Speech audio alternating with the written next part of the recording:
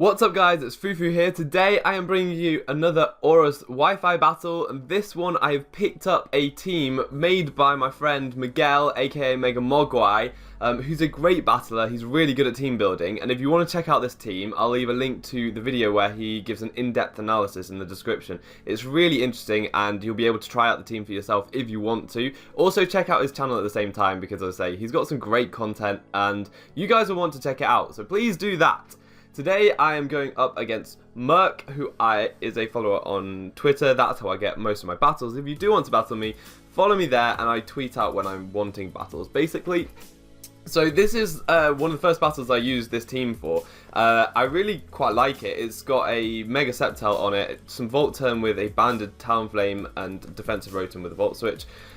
We've got especially Defensive Tentacle for the spin, which you need with the Talonflame. We've got Bishop because he takes on the stall really well, and finally Sash Mamo for rocks, but also for taking on certain threats that you might not be able to take on if you didn't have a Sash Mamo. So that's this team. Look at my opponent's team, it's really interesting. It's a lot of things that I don't really see, but I know are viable. So we've got a Toxicroak there, which is pretty spooky actually, quite scary, just because he hits a lot of my team pretty hard, but that water immunity could be a problem. He's also got another water immunity in the form of Seismitoad, which completely shuts down Rotom. Again, that could be a problem, but I've got other switch-ins on it. We've got the Magneton, which I'm assuming is a Scarf Magneton. Magneton you can use in OU as an alternative to Magnezone, just because it's a little bit faster, so you can run the Scarf set quite well, because it does outspeed Greninja, which is a big thing, whereas Scarf Magnezone does not. So that's interesting. He's got a Sylveon, very good wall. We've got a Heracross and an Absol. I wasn't sure which one would be Mega. I was thinking very probably Absol because normal Absol is not very good. So it's probably going to be Mega Absol. And then I was guessing probably Banded Heracross if he's got a Magneton, because I don't really know. There isn't really any other reason to run Magneton over Magnezone unless it is a Scarf set. So I thought he'd probably be Scarf Magneton, Banded Heracross, and Mega Absol. That's what I was thinking going into it anyway. So let's get into the battle. I wanted to lead with my Mega Sceptile because I thought that he might lead with his Absol or maybe his Seismitoad to get at rocks, and I felt like that was the best thing to do. I outspeed the Absol the first time, can force him to go for an attack. Absol is actually really threatening to my team. There were a number of things I didn't particularly want to lead with in case he led with the Seismitoad that actually does take on a large portion of my team really well. So I'm just going to go straight for Leaf Storm. It would take out the Absol from full. Absol cannot take me out from full with a Sucker Punch, so I thought that would be the best way because I don't mind trading HP on my Sceptile for a dead Absol. That is fine with me. Absol is really scary. The big problem with Mega Absol is I know if it's a Jolly set, the Sucker Punch outspeeds my Talonflame, so it is a big problem. Although some of them do run Adamant because you still outspeed base 100s and it's good. Anyways, he brings in the Sylveon. I do a massive amount of damage with the Leaf Storm, and now I know why Miguel calls it the Nuketile, because that was just ridiculous. Sylveon is so bulky on the special side, so that was great. But I do get a switch into my Masseuse, the Tentacle. I can get up some T-Spikes. I thought that would be the best thing to do, not knowing what he wanted to switch into, and knowing that he's got 2 water immunities, so I thought I may as well try for some T-Spikes. He actually brings in his Absol. I'm going to go straight for a Scald, hoping to get a burn, but as you see here, he actually pulls the Baton Pass out, which was really interesting and works out brilliantly for him, because the Toxicroak has a dry skin and is able to absorb the Toxic Spikes all in one turn, so that really gained him so much momentum. I'm now going to switch into my defensive wall, which is my Rotom, but that Poison Jab does a lot of damage, and unfortunately he does get the poison, which is really bad.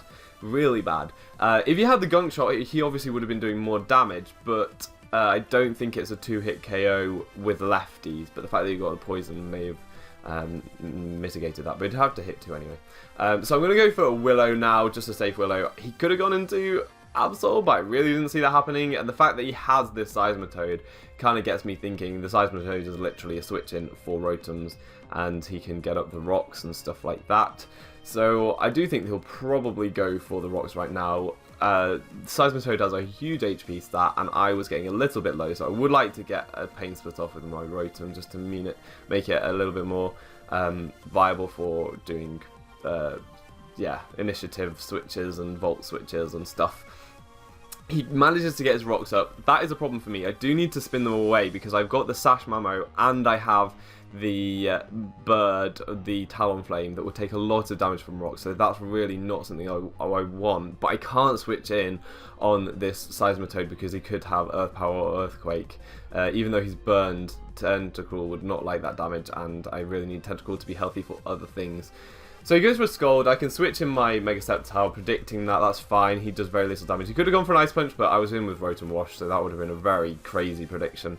And I can just throw up another Leaf Storm. As I say, there's very little that I can't hit with that. He brings in the Magneton. That does loads of damage. Kind of gets me thinking that it probably is Scarf, but I know that my Sceptile will outspeed a Scarf Magneton because Magneton though it outspeeds things like Greninja, it does not outspeed things like Mega Sceptile.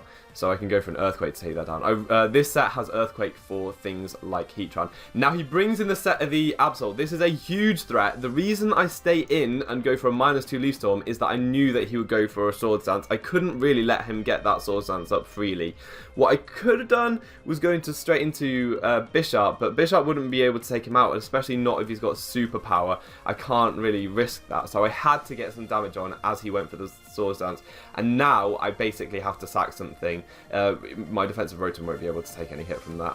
I go with Mamo because the rocks are up. I haven't had a chance to spin. Don't know when I'm going to get a chance to spin. I need this free switch into my Bisharp, and unfortunately it doesn't work out because he does go for the Baton Pass. So that's a really interesting Absol set. I don't know what his last move is. I'm guessing probably Knockoff. Could have maybe predicted the Baton Pass, seeing as though I had seen it earlier, and just gone straight for an Iron Head, and that probably would have been my better play. But if he'd seen that I hadn't gone for the Sucker Punch, he probably would have just gone straight into his Seismitoad or something to take an Iron Head anyway. So that's bad. He manages to pass into Toxicroak and can take out my Rotom. Now I'm really on the back foot. What I have to do is get rid of those rocks for sure. And so I go into my Tentacle, but I know that Sucker Punch stands a very good chance of taking me out after rocks damage. But I know that I can get into the range where it won't take me out by getting one turn of Black Sludge back. So I do go for the T-Spikes, predicting the Sucker Punch. That works out.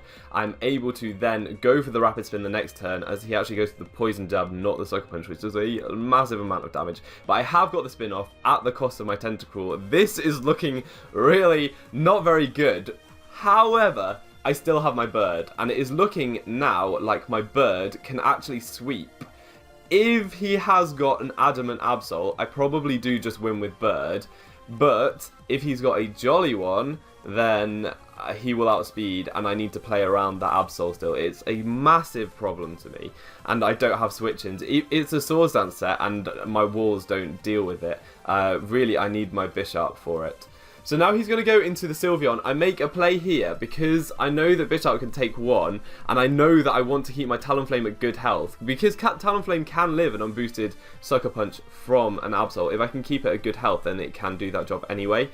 But he gets the crit on the Hyper Voice. Now that play probably was very costly to me, and I didn't need to make it. I could have saved him with Talonflame, just taken out this, but then he's got other threats such as potentially Scarf Heracross that could be a problem. So now I'm going to go into my Talonflame, go for that Brave Bird to take out the Sylveon. So basically all that ended up happening was I lost my Bisharp and still had to take the residual, take the recoil damage from the Sylveon. So that really did not work out, and I wonder if things would have been different if I still had my Bisharp around. I don't know, but he brings in his Croak here, and I can take that out. But I'm thinking the reason he did that was to get a bit more recoil damage on, so that he could bring in his Absol and take me out with a Sucker Punch. And I really do think that that's what his play was. So now I'm going to switch. I'm going to go back into my Sceptile, knowing that he has to go for the Sucker Punch if he has any hope of outspeeding. And now I could have made a play here, predicting him to switch out into the Heracross. I go for Dragon Pulse, and this doesn't actually do as much as I thought it would do.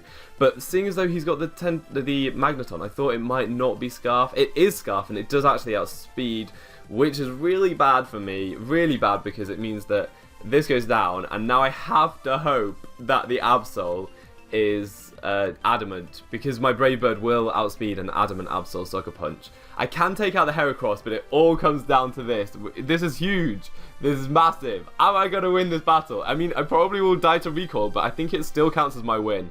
So is this Absol timid or jolly? It turns out to be jolly and could take out my Talonflame. And that was so close. That was such a good match, though. It was really, really great, down to the wire.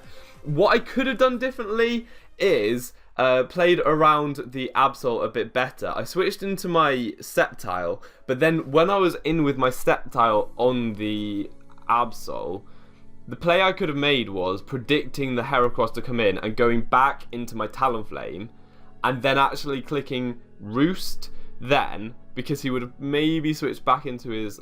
No, I don't know. I think I might have just won. I think I might have just won if I had made that switch into my Talonflame on the Absol as he switched into Heracross, and that probably would have been the best play, because he was unlikely to stay in.